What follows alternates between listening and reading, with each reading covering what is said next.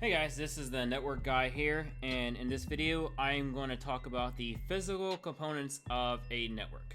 Now, before we get into all that, we might as well clear the air here in the very first video. If you're very new to networking, you may wonder what a network is, and that's because you may hear the terms networking being thrown around for lots of different things. Like if you can't access a website, oh, the network is down. Or if you can't log on to Windows, oh, the network's down. So there are lots of different definitions of a network depending on your perspective, and none of them are wrong. But for the purposes of this video and this video series, we need to clear the air and define what a network actually is. So for this video series, we are going to define a network as a medium that networking devices use to communicate with each other. Alright, so to give you an example of what I'm talking about, this is a map of Columbus, Ohio. So if we zoom in here, we can see the streets and the buildings and all that stuff. Let's say the buildings and whatever. The buildings are the computers, the laptops, the cell phones, printers, everything that communicates on the network. The network itself, it would be the roads, the railroads, the rivers, airport, the airplanes, everything in between. The space between buildings, so everything that you have to go through to get from one building to another. So basically outside. If you're watching this on quarantine, you may not remember what outside is, but outside is what you have to go through to get to other buildings. So the first component of a network are the devices that actually talk on the network. For now, it'll be the PCs, the laptops, maybe some cell phones that use mobile data. It could be cameras that connect to the network. Pretty much all the devices that use the network. The next component of a network is a MAC address and an IP address. Now, those aren't physical components, but I won't be able to move forward with the other components without first describing what these two things are. So a MAC address stands for Media Access Control Address. It's a unique physical address assigned to a networking device that communicates on a network segment. And it has two parts, an OUI, which is an organizationally unique identifier, and the vendor assigned address. So let's talk about a MAC address some more. A MAC address, you've probably seen this, you may not have. It consists of 12 digits, and each digit consists of a character between 0 and 9, but also A through F. This is what's called a hexadecimal digit. So a hexadecimal digit is any digit that can be 0 through 9 and A through F. So a decimal can be 0 through 9, binary can be 0 through 1. Hexadecimal is 0 through 9 or A through F. As you can see here, this is the MAC address we got here. It could be a combination of those digits. It doesn't matter if it's uppercase or lowercase. So the first three digits over here are the OUI. So the OUI is what the vendor is what identifies a vendor. So Cisco will have an OUI or several OUIs that belong to it. And it will let you know that, hey, this device belongs to Cisco. Juniper will have its own OUI that says, hey, this device belongs to the Juniper. Or Microsoft, when they put on their network interface cards, they will have one of those as well. The next one will be the vendor assigned address. So from the OUI, it will assign address or maybe 0000.01 as their first address, and then 02 as their second address. So Cisco creates some devices, it starts assigning them in this order. However order that the company decides to dish out. So as you can see here in this little diagram, we have a PC that's connected to the network. So this MAC address would be a physical address that is burned into the network interface card of this PC.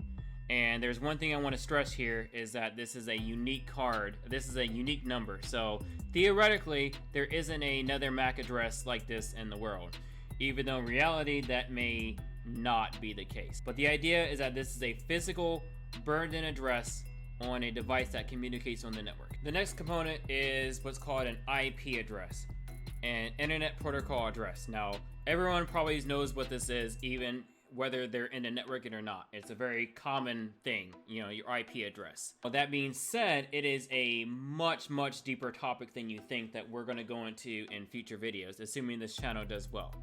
An IP address is a logical address of a network device that communicates on a network and also from one network to another. And we're going to go into what that means later on. I'll touch into it this video, but we're going to go into depth in future videos. So if you look back to this diagram here, the same one from earlier, so the same PC is communicating on the network. This is its MAC address. This is its MAC address up here. Then this will be its IP address down here. Now, a MAC address is typically local to a subnet.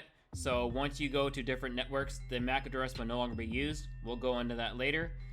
But as you go into different networks, the IP address will be used up to a certain point. MAC address can only exist, or is only useful within one network segment, within one network. And IP address is referenced between networks, so from one network to another. We'll get into that later on. Now, the next topic I want to go over is cabling.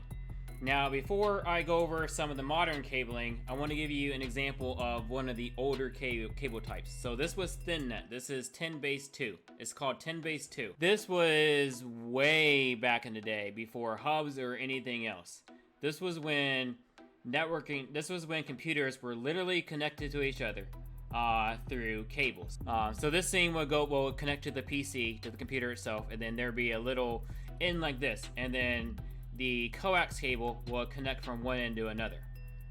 And then the devices will literally be connected to themselves. Maybe go through a repeater, which all it does is it recreates and sends back out the exact same signal. So it pretty much takes traffic going from here, repeats it, and then sends it back so that the signal doesn't die. Now you may be thinking, but how does this get out to the internet? What internet? If you wanted to get traffic from one place to another, you would burn that to a floppy disk, and you would take that floppy disk to wherever you need to go.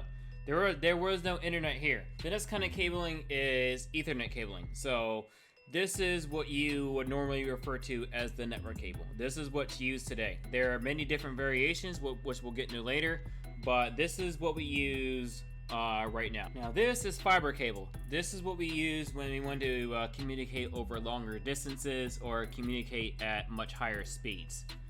Now the difference between the fiber cable and the traditional network cable or Ethernet cable, well, besides speed and distance, is that Ethernet cable it communicates via electricity, so electrical signals, whereas fiber cable uses lasers and mirrors to talk to each other from one end to another. As a matter of fact, the entire cable on the inside is coated with nothing but mirrors all the way through. You could shine a flashlight into this end right here, and you can see the flashlight come out the other end. Now the next network device that I'm going to go over is a Cisco switch. But before I talk about a Cisco switch, I need to describe what a hub was first. The hub was one of the first attempts to get away from directly connecting computers to each other. This was a hub. So on the outside, it doesn't look any different than a switch, which I'll show you later. A hub's function was wildly simpler. So I got this diagram here to demonstrate what a hub does. So let's say this computer here wants to talk to this computer here. This computer learns this computer's MAC address through ARP, which we'll get into later.